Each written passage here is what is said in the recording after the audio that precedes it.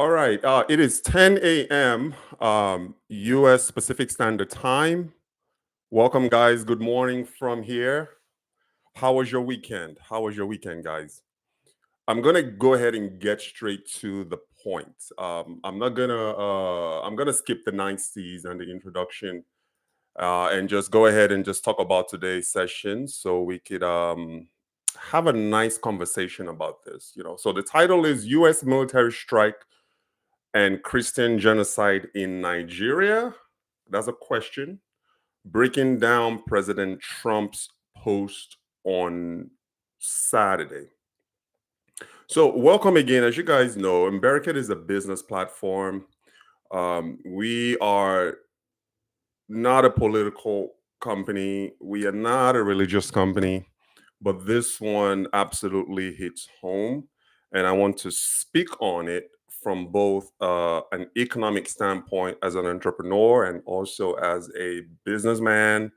I also want to speak on it from a military standpoint as a former US Army veteran who served honorably in the United States Army. So I want to speak a little bit about this and talk about both angles. And again, form your own conclusions. If you guys have any questions or you want to comment on this, go ahead and post your comments in the chat. At the very end, I'm gonna do a proper intro at the end, point you guys to our website for you guys to learn more about what we do and how we drive US Nigeria exports and investments. So this really hits home for me, guys, because it does affect US Nigeria relations. Okay, so as I mentioned, we're not political, we're not a religious organization. We respect all faiths. We respect all faiths and we respect democracy and free market economics. So, what I'm doing today is actually going to just analyze the post by President Trump, and we can agree to either agree on this or disagree. Okay, so either way, you have my utmost respect on things. So I'm gonna go ahead and move into the post, and I'm gonna read to you guys verbatim. I'm gonna read to you guys verbatim of what President Trump posted on Truth Social. This is a social media platform that he owns. This is word for word, verbatim. This is public post. You can go on Truth Social if you subscribe to it. I don't. I just did a screenshot of it. So he wrote on Saturday, 1:43 p.m. If the Nigerian government continues to allow the killing of Christians, the USA will immediately stop all aid and assistance to Nigeria and may very well go into that now disgraced country. Guns are blazing. Stay focused on the word disgraced country. Just I'm going to come back to it. There's a reason why I want you to actually just hold that to the side. Disgraced country, guns are blazing to completely wipe out the Islamic terrorists who are committing these horrible atrocities. I am hereby instructing our Department of War, well, that's the Department of Defense, Department of War, to prepare for possible action. If we attack, it will be fast, vicious, and sweet. Just like the terrorist thugs, just like the terrorist thugs attack our cherished Christians, warning the Nigerian government better move fast. So shortly thereafter, the Secretary of Defense or Secretary of War, Pete Hesget, went on Twitter, X, and confirmed and wrote, "Yes, sir, the killing of innocent Christians in Nigeria and everywhere must end immediately. The Department of War is preparing for action. Either the Nigerian government protects Christians or we will kill the Islamic terrorists who are committing these horrible atrocities. So, first and foremost, this is not a Christian versus Muslim thing.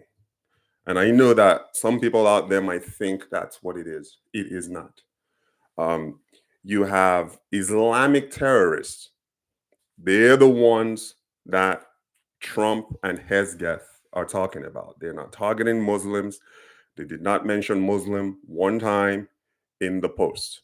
So they're really talking about the Islamic terrorists going around, um, quote unquote, killing Christians, which, if I am being completely honest with you, a lot of those who are victims of this atrocious um, actions by this jihadist terrorist group, they're both Christians and Muslims. There are some agnostics there. It's not everybody's a Christian or everybody's a Muslim. There are Buddhists out there. There are people who believe in devil worshiping. Everybody is affected by what is going on, not just Christians. And I know he took the Christian angle, and I wanted to just, again, he's got to take a stand one way or another because he has a very strong evangelical base. So he's got to um, pander to that economic base that supports him.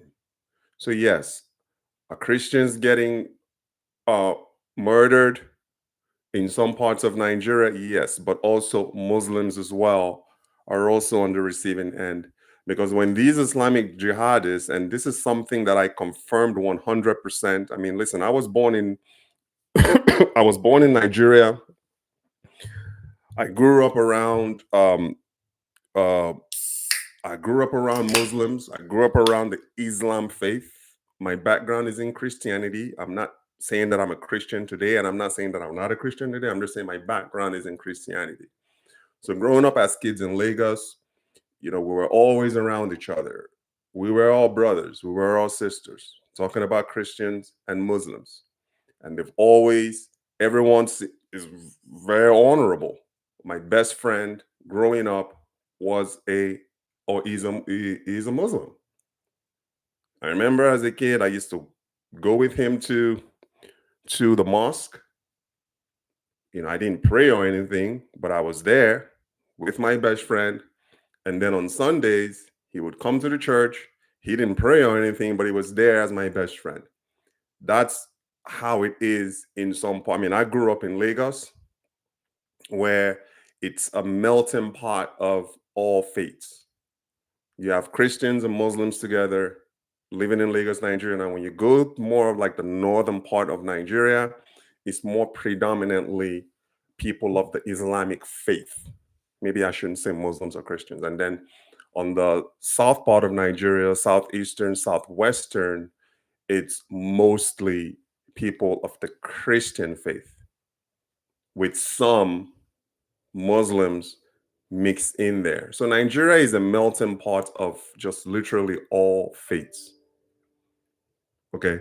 And again, I'm just educating those who may not know, like those who may be wondering what is going on. I'm kind of giving you guys a little bit of a backstory and a background. So it's a mix of, it's predominantly, I should probably be honest, it's predominantly people of the Islamic faith. Maybe 60%. If I'm wrong, correct me, guys. Maybe 60% Islamic faith, 40% Christianity in Nigeria. So my first reaction to that post as a veteran and also as a businessman is, it's more of a question. Is the president of the United States lying? Yes, the language is strong. We can all agree that the language is strong, but that is the Donald Trump brand. He's a street fighter. He doesn't, um, he pulls no punches. He doesn't mince words. That is his brand. Previous presidents, Joe Biden, President Obama, they were more diplomatic. They are true and true politicians. Donald Trump is not a politician.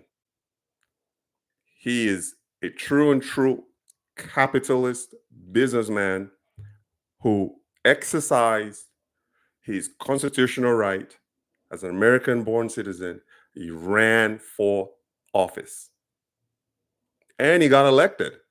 Whether you choose to like him or not, he got elected. President of the United States. This is the second go around. So it's not shocking to me. I don't think it's shocking to 99% of the population.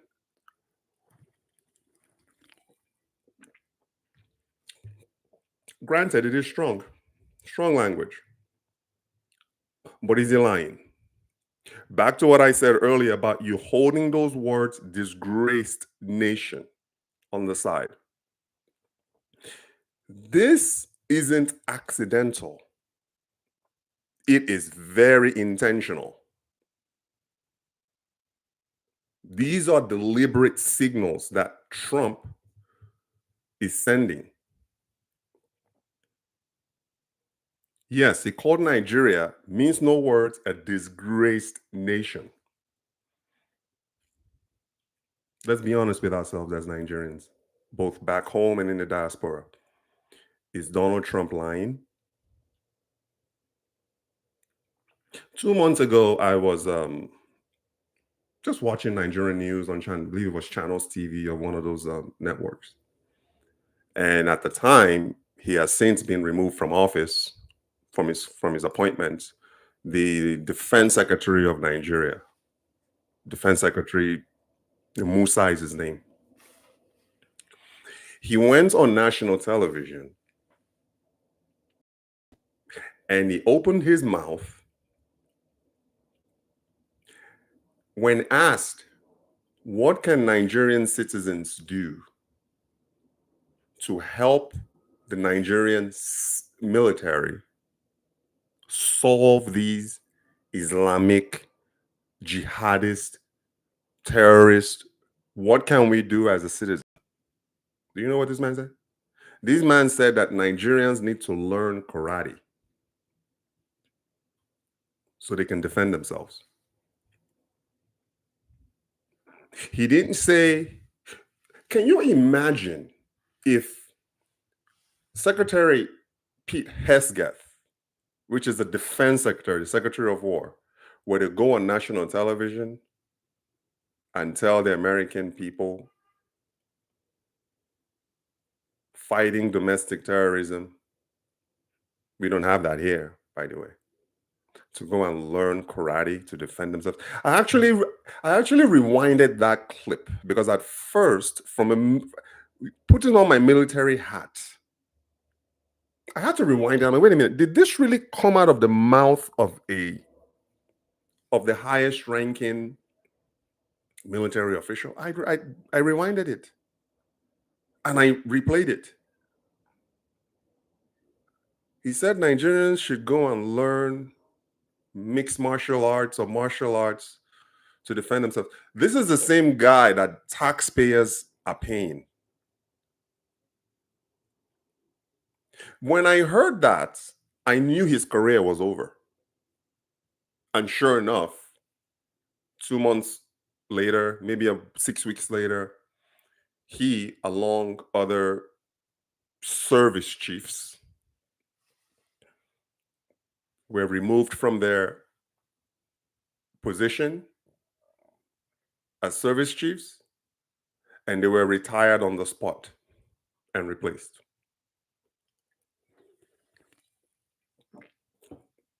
So when the Secretary of Defense or the Chief of Defense Staff, he might be the number 4, number 3 guy in Nigeria. Meaning if President Bola Tinubu was incapacitated and the Vice President Shettima was incapacitated, I think it's like the Senate is like number 3, and I think that maybe House Rep leader is number 4, and I think maybe the Chief of Defense Staff is number 5. You have the number 5 number 5 guy in the country telling Nigerians in order to defend themselves, they should go and learn karate. Is that not disgraceful?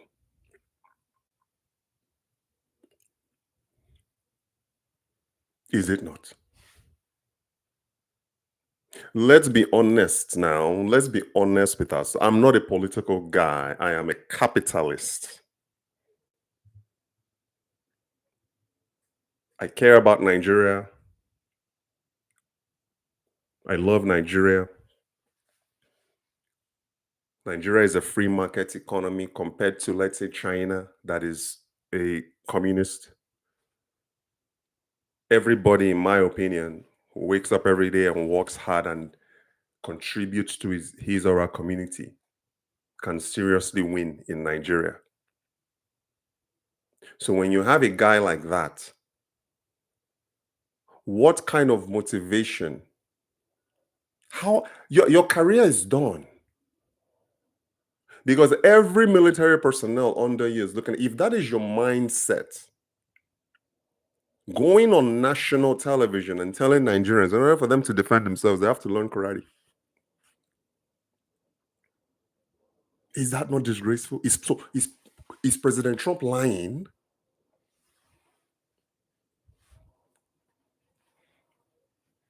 After 65 years of independence, 65 years, Nigeria got its independence on October 1st, 1960.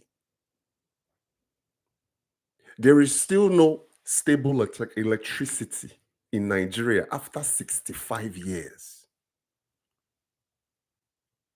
Let's be honest. Is that not disgraceful? Is President Trump lying?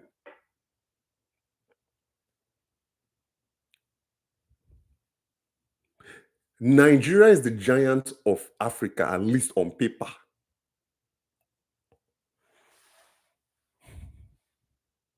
Nigeria is the leader in the continent of Africa. Nigeria is number 1. We have the largest economy. We are the most populous nation in the continent of Africa. The richest man in Africa, Aliko Dangote, is a Nigerian. Nigeria is a leader in every facet of everything in that continent. Even outside of Nigeria, on the global landscape, Nigerians are number 1 in African immigration. You look at everybody in Africa, worldwide, US, Nigerians are the leader as far as like African immigration is concerned. Go to Europe, Nigerians are leaders. Everybody looks up to Nigeria. We've beaten, in my opinion, I think we are moving away from the 419 stigma that plagued Nigeria in the 80s, 70s and 80s and part of 90s. Nigerians are enterprising. The world respects us.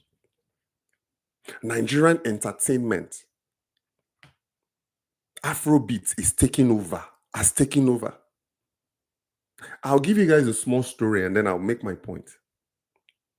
When I was a project manager working for Walmart, I was at a small town called Trinidad, Colorado.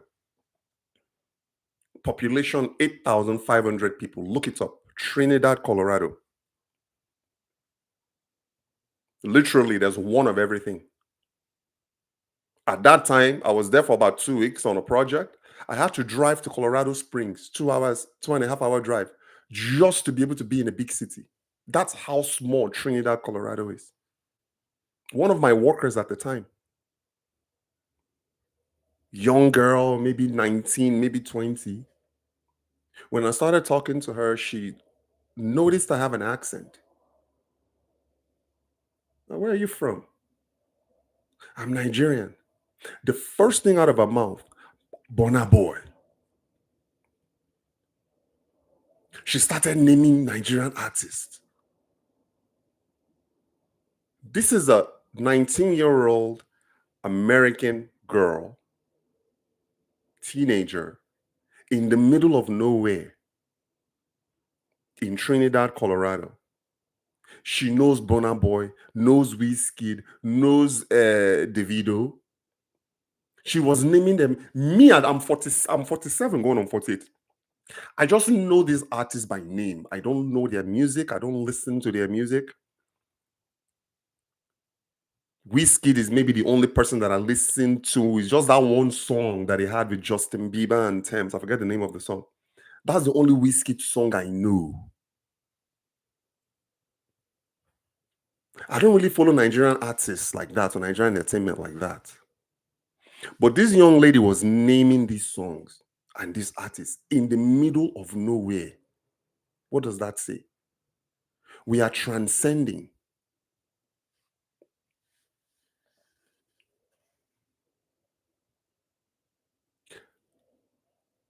All of the military power that Nigeria has. We are still struggling to contain and wipe out terrorism, domestic terrorism. Is that not disgraceful? Is President Trump lying?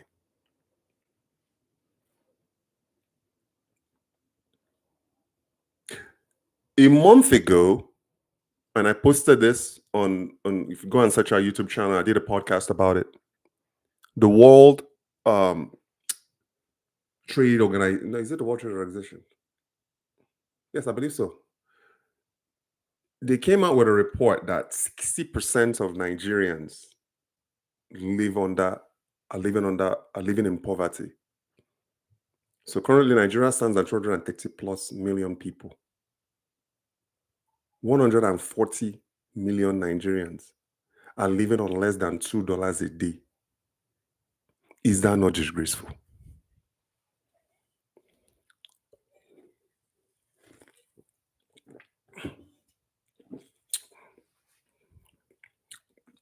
Let's be honest.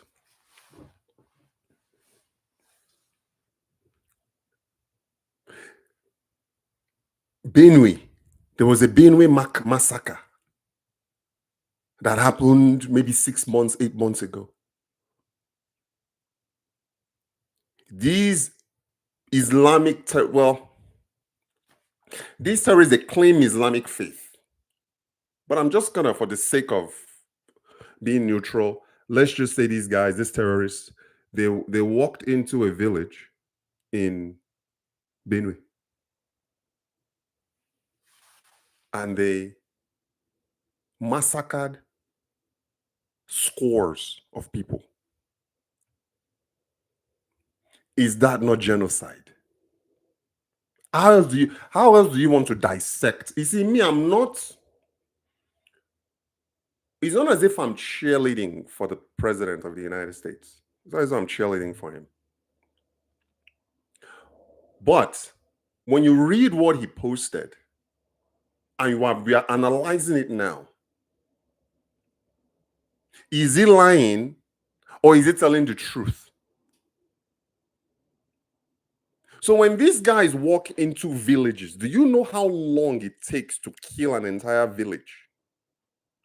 Do you think you can just walk in, kill, 5 minutes later you are out? Where was Nigerian intelligence agencies and law enforcement when these guys are massacring people in villages? Where are they? Is that not disgraceful? Is that not genocide?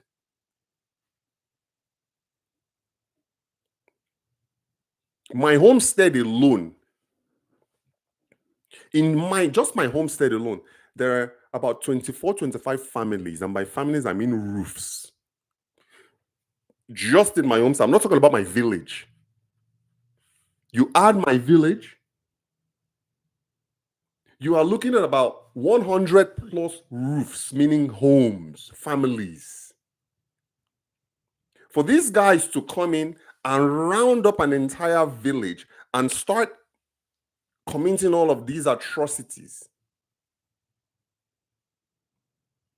where was Nigerian intelligence agencies, law enforcement, when this was happening? And then to top it off, to make it worse, the governor goes and he wants to sit down with terrorists to come to an agreement, to negotiate, to build an amnesty program. Is that not disgraceful? So President Trump is coming from somewhere when he's saying these things. When he gets his presidential briefings, I know with him he's a very unorthodox president. He doesn't really do daily presidential briefings. He does more of like a weekly presidential briefing. When he gets this, I'm guaranteeing you right now, as a former military guy, this is not something that he just woke up today. It's something that he's been observing, that has been on his desk over and over again. And then he just lost it and posted that thing. Let me tell you something. President Trump at that post just did Nigeria a huge favor.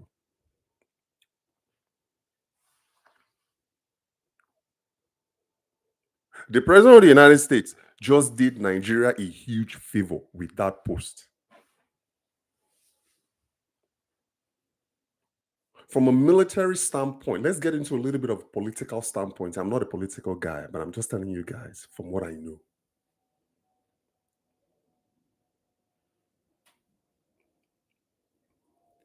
It's a gift and a curse post. And this is what I mean by that. By that post, that single post that he posted, confirmed by Pete Hegseth, he either just gave President Tinubu his second term, or he just made President Tinubu a first-term president, meaning his presidency has ended.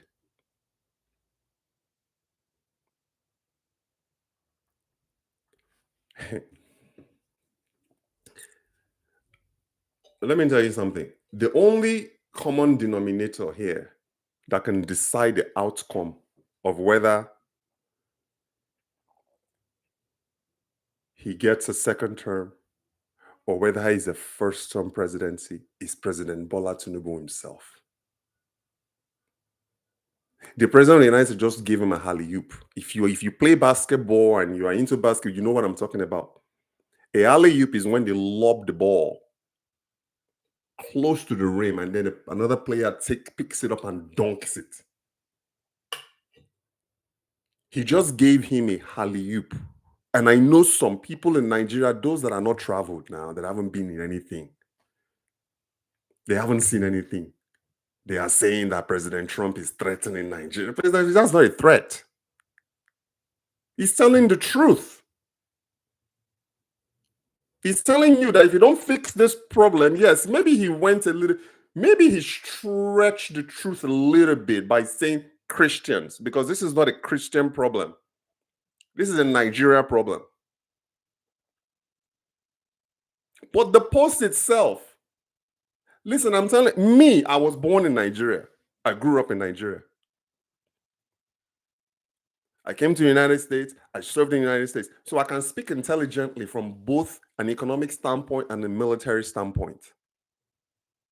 It's not a threat. It's a promise. There's a difference. So me, I'm telling you that he just gave with that post on Saturday. Mind you, he's not happy with Tinubu. He's not. Part of the reason is also, if you guys have noticed, a lot of these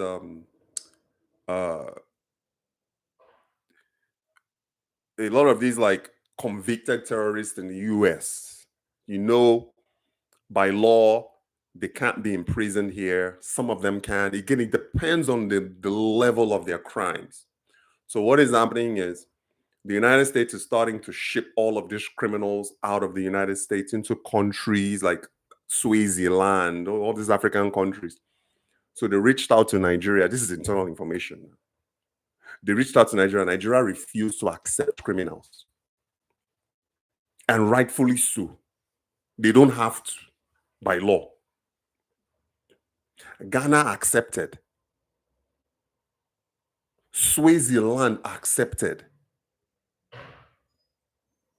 Meaning they'll take those criminals in. The United States will pay for those countries to imprison those criminals. That's how it works. Just to get them off US soil. Nigeria said no, they don't want. So I can kind of see that there's a little bit of resentment there from the US. But Nigeria has it. I mean, they have their own rights. If they don't want any foreign criminals on their soil, they have the right to say no. And they said no. So maybe that is why, part of the reason why he lashed out publicly like that. But regardless, he just did Nigeria a huge favor by posting that. Because now, are we not talking about it? This happened on Saturday. The entire world is talking about what he said today, Monday. The water cooler conversation now is about Nigeria. Every major news network in the United States is covering this story. So back to what I was saying about the common denominator that will decide whether the President Bola Tinubu, gets his second term or ends his presidency as a first-term president is going to be based on what Tinubu does. Now, he has already made the first move. He has already made the first action, meaning he's going to be meeting with the US this week. I'm talking about the Nigerian government. Again, I don't know if the president or both presidents are meeting each other or the administration of Bola Tinubu and the administration of Trump are the ones meeting. I don't know how it's going to work. Maybe the chief of defense staff, Pete Hegseth, is going to meet with the chief of defense staff of Nigeria. Maybe that's what's happening. But let me tell you how Tinubu is going to seal his faith as a second-term president, if he wants to become a second-term president. And I'm not a political advisor. I'm just speaking from a military mindset. If he wants a second term, you just have to go in alignment with Donald Trump. That is my advice. Because Nigeria needs strong US relations. Go in there, acknowledge the obvious truth. Yes, Nigeria has been, for the past 20-something years, they've been unable to solve this terrorism problem. Porous borders, guns being smuggled in, people getting kidnapped left and right. Nigerians in the diaspora are afraid to go home. From an economic standpoint, it affects Nigeria majorly. Yes, we've been unable. It is the truth. You've been struggling. So you go in there, you acknowledge the fact that, yes, we're trying.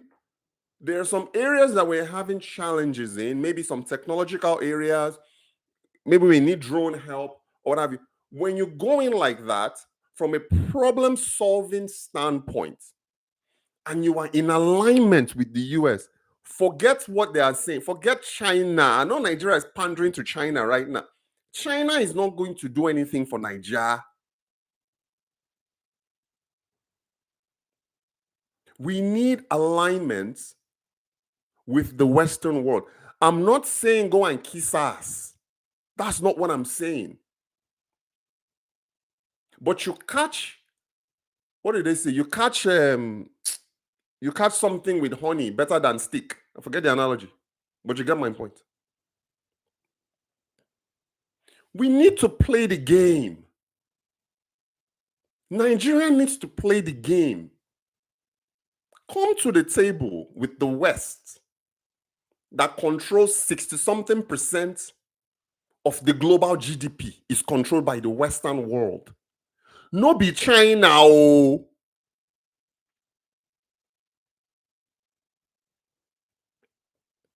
So if he goes into this meeting with an open mind,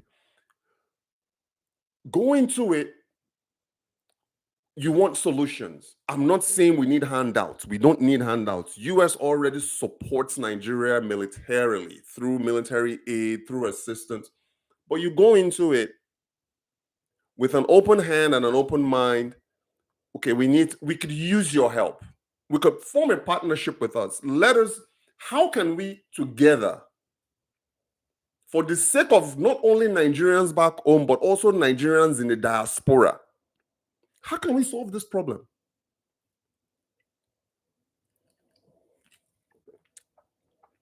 And then you work in alignment and in partnership. Because if you're in partnership with the US, you are automatically in partnership with US allies. So if President, you should be paying me for this. So if the president of Nigeria wants to secure a second term, because you know elections is coming up, you need US on your side. You need me as a capitalist. I'm a businessman, true and true. I think God beg you. If not for anything else, for all the capitalists out there, the entrepreneurs out there, I beg. We need US on our side. Please. Secure your presidency by being in alignment with the United States. Let everybody win. Let us solve this. Let me tell you, when you solve this terrorism issue in Nigeria, everybody wins. That's one. The second option is when you go in there in defiance. Who do you think you are? You know Nigerians now. Who do you think you are? And some politicians are they're already saying that right now. Who does America think that they are? They can, they think they can come here and do what they want. This is a threat. They are trying to bomb a sovereign nation. This and that. That's all bullshit.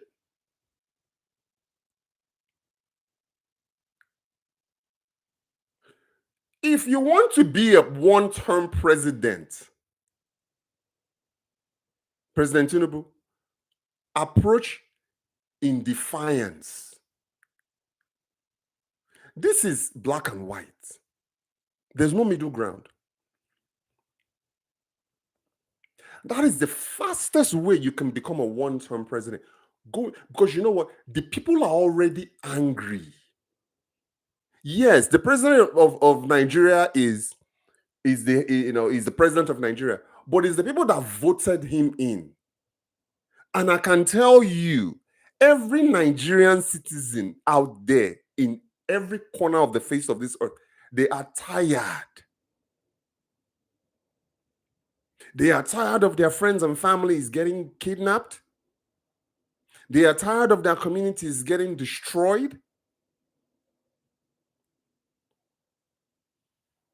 They are tired of their loved ones getting murdered. So Nigerians, they're already angry with you because they don't feel like you're doing anything to help them. They are tired of being in poverty. Nigerians are tired of not having electricity. They can barely eat 3 square meals a day. They are tired of that. Nigerians are tired of sleeping with one eye open. They already mad at you, guy. They're pissed. So if you want to play into that, go and be defiant with the US. And your presidency is done. Because not only do you have the people upset, which is usually how you get rid of the top. The top holds all the power. But let me tell you something. The people hold more power than the people at the top.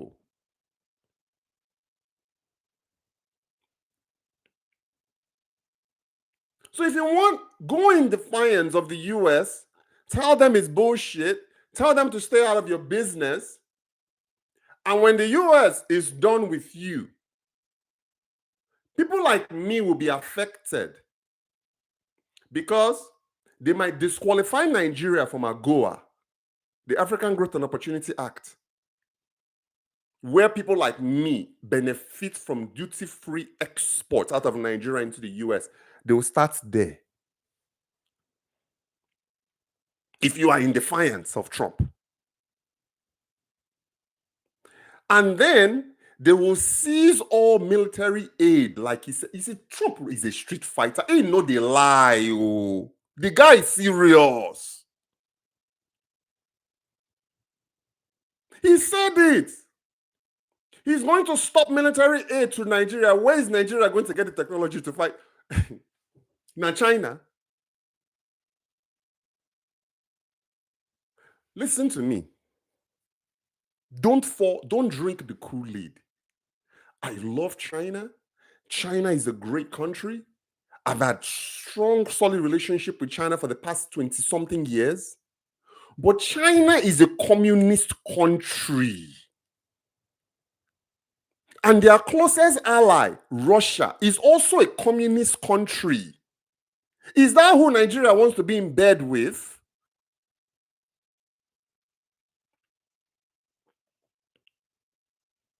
Is it?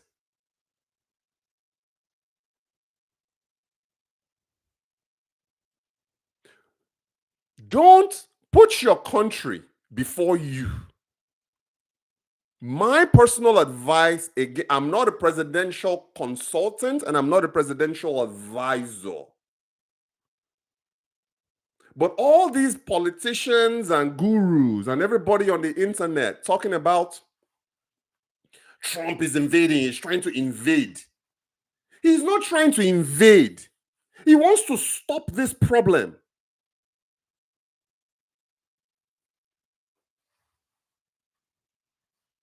Nigeria even admitted it, that they are receiving military assistance from the US. Nigeria admitted it. Weaponry. Nigeria admitted this.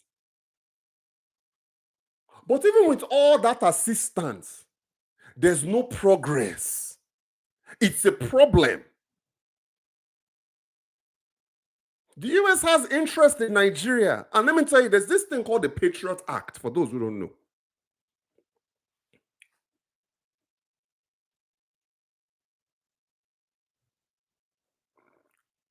So the Patriot Act gives the United States of America authority and expanded power to do surveillance. It's too close. To investigate and to disrupt terrorism worldwide.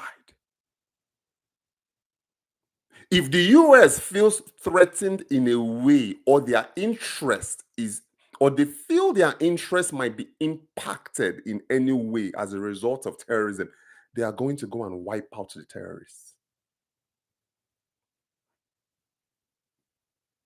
If they feel that way, and that is what is happening right now. So people are, I was watching some guy on TV talking about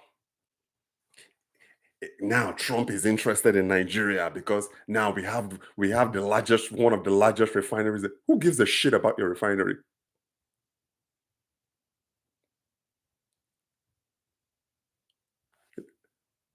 We don't even talk about refining here.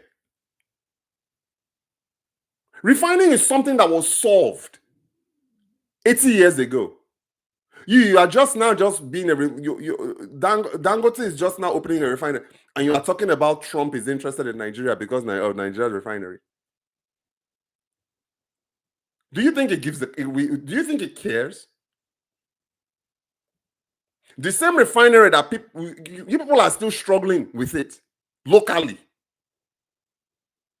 stressing Dangote out at every turn. They won't let the man rest. They won't let the man breathe. They won't let the man enjoy what he's trying to do. This same one. Do you know how ridiculous that sounds? To say the US is interested in your oil. What oil?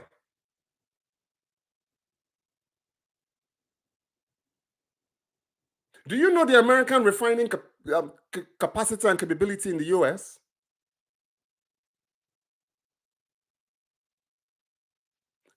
Can Nigeria survive without the US buying its oil? No. But the US can survive without dealing with Nigeria. So it's nonsense like that. Again, you can maybe they can fool the locals or they can fool people who are not paying attention, but you can't fool people like me. Most people, you can't fool.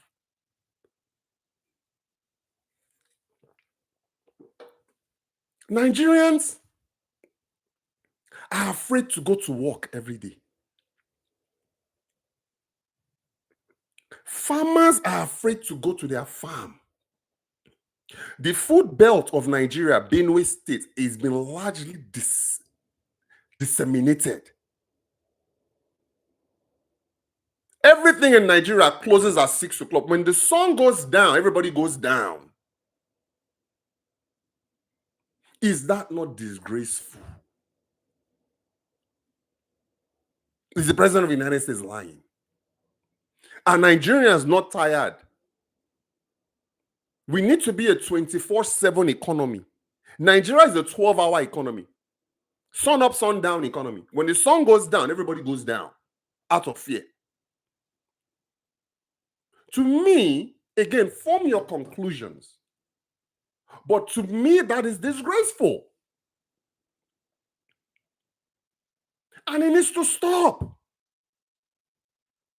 And the president of the United States just gave us the greatest gift ever. He's talking about Nigeria. So take it for what it is.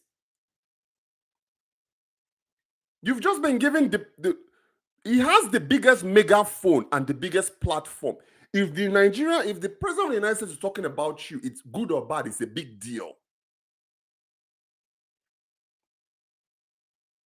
Because he can change markets, it can change behaviors. Talking about behavior. If you are a terrorist in Nigeria right now, run. I would be shaking in my boots if I were a terrorist in Nigeria right now. I'm telling you the gospel truth. And I'm not a religious guy. Put down your arms and run. Because militarily, and I hope it doesn't get there. I know that Nigeria is more than capable of solving its own internal problems. I know that. But I'm speaking to the terrorists directly now.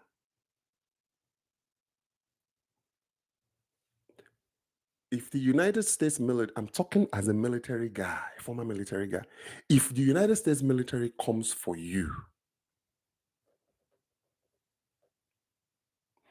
you are done. There is no amount of running, there's no amount of charms, there's no amount of juju that will save you from the US Special Forces. We're not even talking about regular army. Regular army are later now.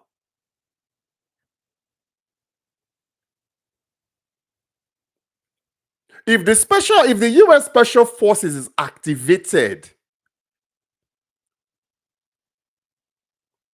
obviously they're going to need help from the host country. US boots just can't enter Nigeria right like that. That would be an invasion. But let's just say President Tinubu agrees to work with Trump in alignment and says we need help.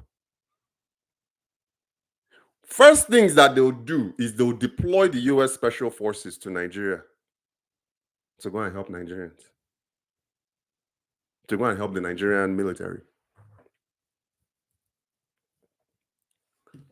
Let me tell you something about the US military, for those who don't know. You see, they are gentle men. They don't look for trouble. They largely mind their own business. But when they come for you,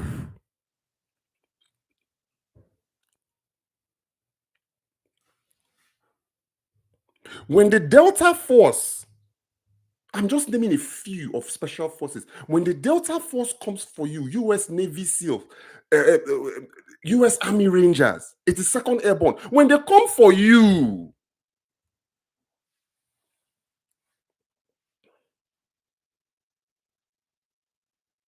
it's over.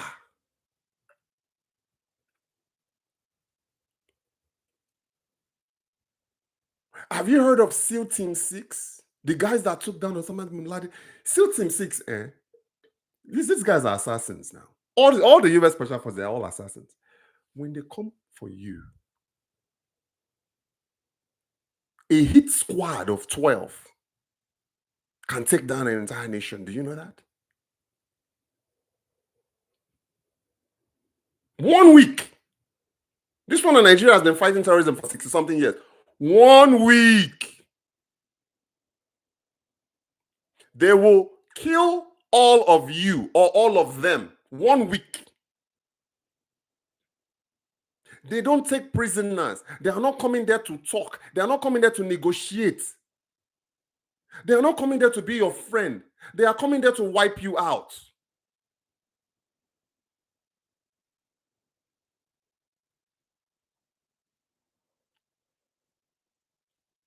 They don't play games. Donald Trump plays no games when it comes to these posts.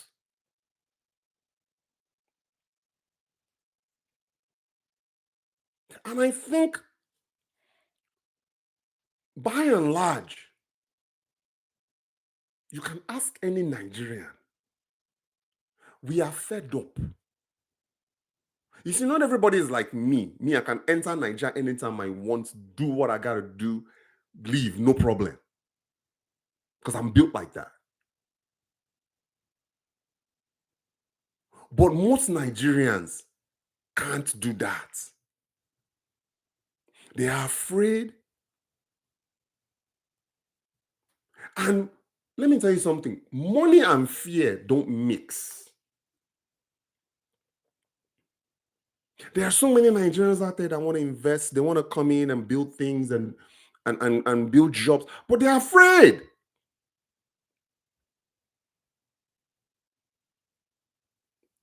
All of this things that's happening is really impacting the economy of Nigeria, believe it or not.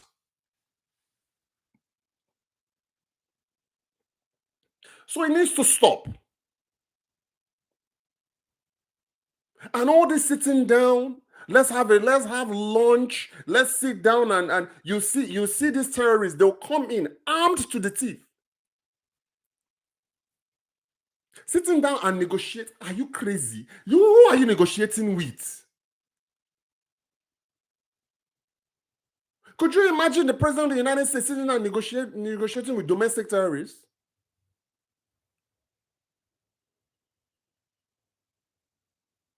Who are you negotiating with?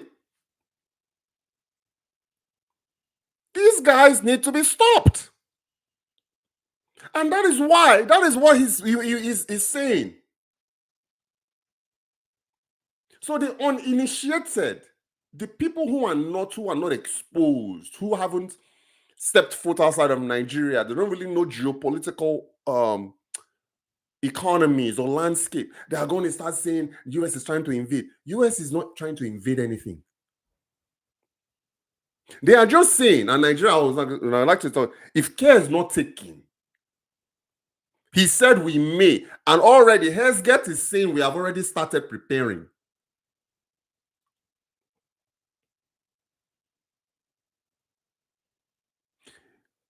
He sent a signal with that message. You see, sometimes you don't have to fire a shot to win. You just send a tweet. He's sending a signal right now and saying, this is too much. Yes, he went overboard by just saying Christians. But in reality, regardless of your faith, regardless of your religious background. Everybody's affected. But it's too much. Law enforcement struggling to curtail crime. Don't even let me begin to tell you my own story. Something happened and I reported it. They wanted me to pay them to investigate the matter in Nigeria.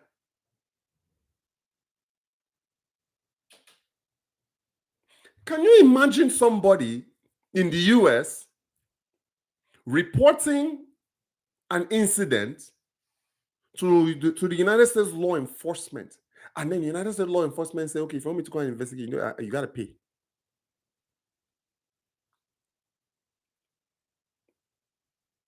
Isn't that what the taxpayer money does? Pays the wages of law enforcement. That is what happened. I had to give up on that. I had to pull back on pursuing that situation because I'm not paying you to investigate a report, and I have the money and I'm abroad. Imagine what the average Nigerian on the ground is going through. Is that not disgraceful?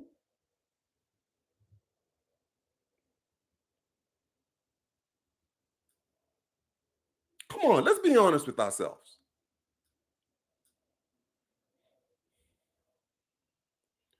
So I'm going to close with this. We got to talk about a path forward. My personal, again, you may disagree, but we need to get on the table with America and its allies, and together figure out a solution. The solution is not going to learn karate. Karate is not going to stop a bullet. I think Nigerians globally, every Nigerian out there, those that are back home trying to do things, those who have immigrated, right now, the Japa movement is on. People are fleeing Nigeria like there's no tomorrow. Is that not disgraceful?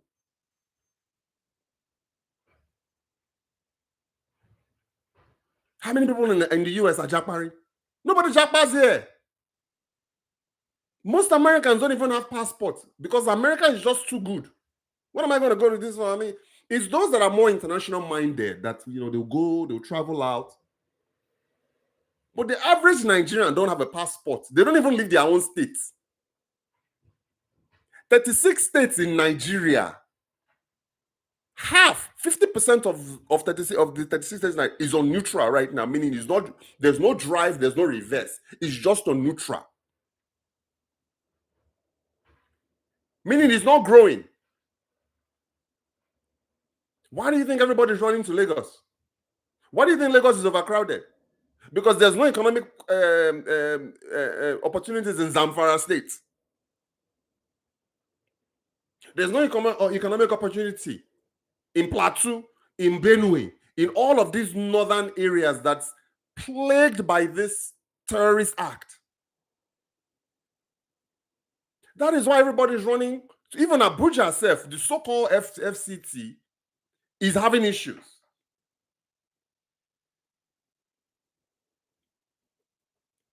Isn't that disgraceful?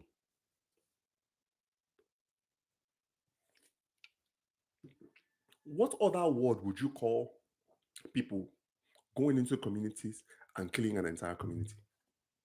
Is that not genocide? What else can you call it? Irrespective of faith. What else?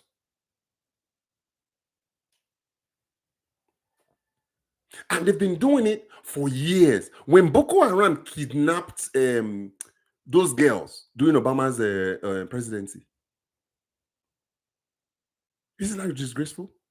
A whole country with a whole military and a whole defense budget and a whole national security budget is allowing people like that to be taken. Me, I'm not saying that Nigeria is not making strides. Yes, they are making, but you know what? Sometimes it's not enough. Do more. Sometimes it's not enough. We don't want to hear excuses. We want you to do more. So Nigerians can come home. And if Nigeria improves, it will minimize immigration. It will actually attract people to Nigeria instead of repelling Nigerian people.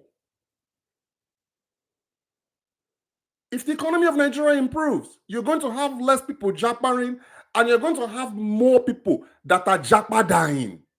People like me.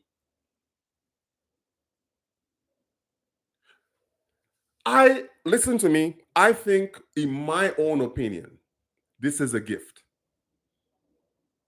This post, this attention that Nigeria is getting, look at it as a gift. Because I don't think any one of you would disagree with me that Nigeria needs to be fixed. And that the number one problem is the insecurity. I went to Kano in 95. Took a bus from Lagos to Kano in 95 to go and see my uncle. It was one of the best times I had in Kano.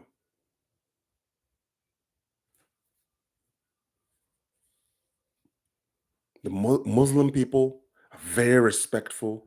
The majority of them, they just go about their business. They are salt of the earth people. They break bread with you. They celebrate with you. They go about their business and their family. I had fun. My uncle was driven out of Kano as a result of this crap. He's now in Akwa Ibom. He's now in Akwa Ibom. He was literally driven out of his home, and he had to start over in Akwa Ibom State, living on someone's couch. It's not, these things are real. You can't make it up.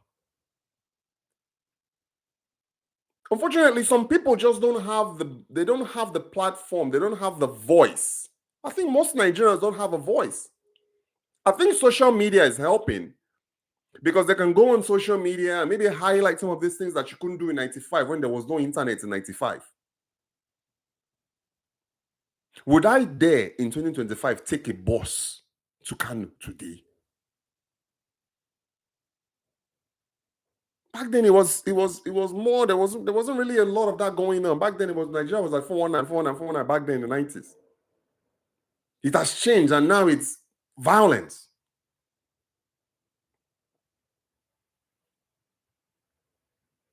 You walk now, everybody that you see, you tell them you're a Nigerian, the first thing in their head is there's a lot going on.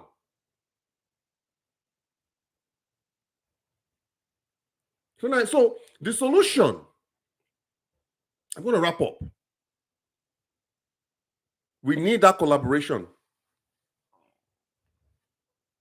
We need that collaboration, because the average Nigerian doesn't have a security detail.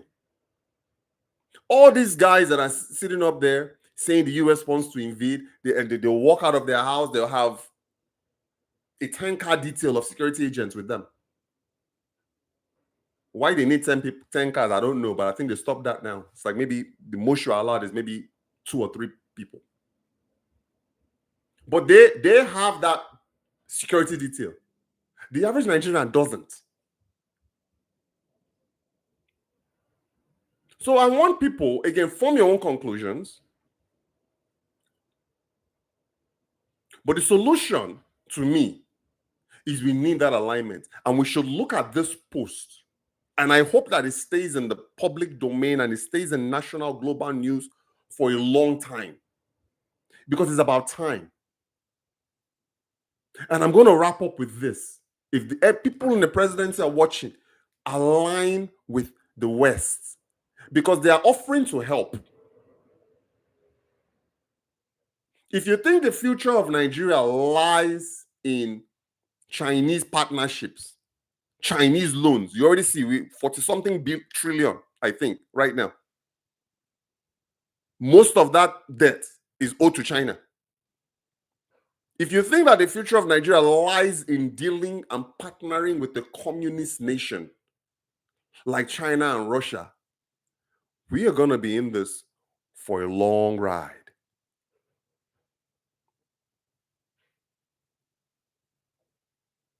We need that economic strength, guys. Military strength can protect a nation, but let me tell you, economic strength is what sustains it.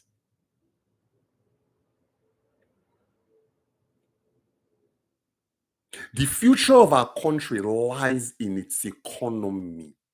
If the economy of Nigeria is good, it will help solve part of this problem that we are having with all these terrorism.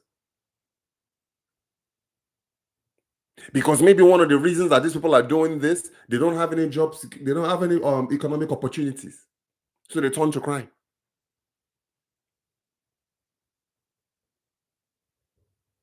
Some of them are actually imported, they cross over from other countries, they commit their atrocities and go back.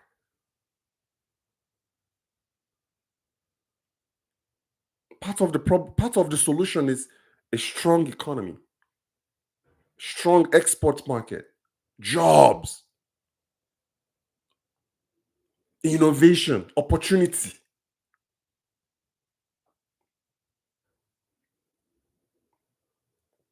So I want to hear from you.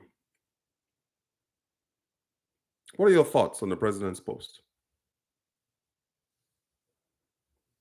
And what are your thoughts on the responses, current responses so far from the Nigerian administration? Listen, I want to reaffirm my neutrality in all of this. I'm only speaking as an ex-military uh, soldier and a current entrepreneur.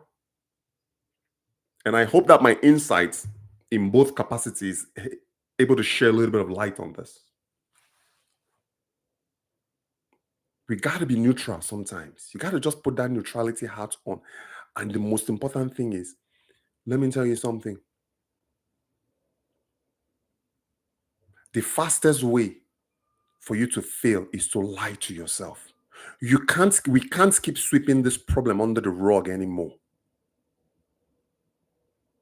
Nigeria has a security problem. It's been swept under the rug for so long. Yes, you guys, the military is trying, but it's not enough. We don't want to hear that you're trying. We want you to fix the problem.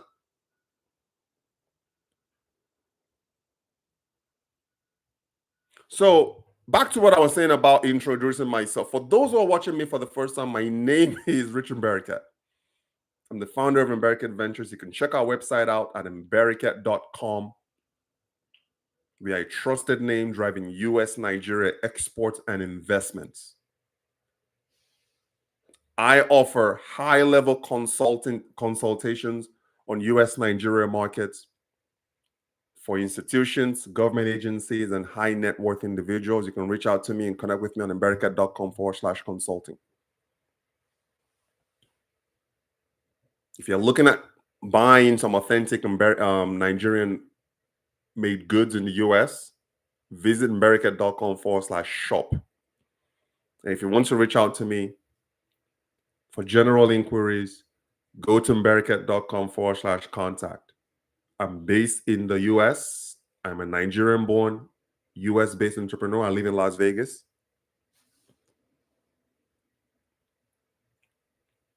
And I want to thank you guys for tuning in. We'll talk another time. Please be sure to like, share, and comment in this for those who are going to be watching on the playback. I really appreciate it. All the best to you guys, okay?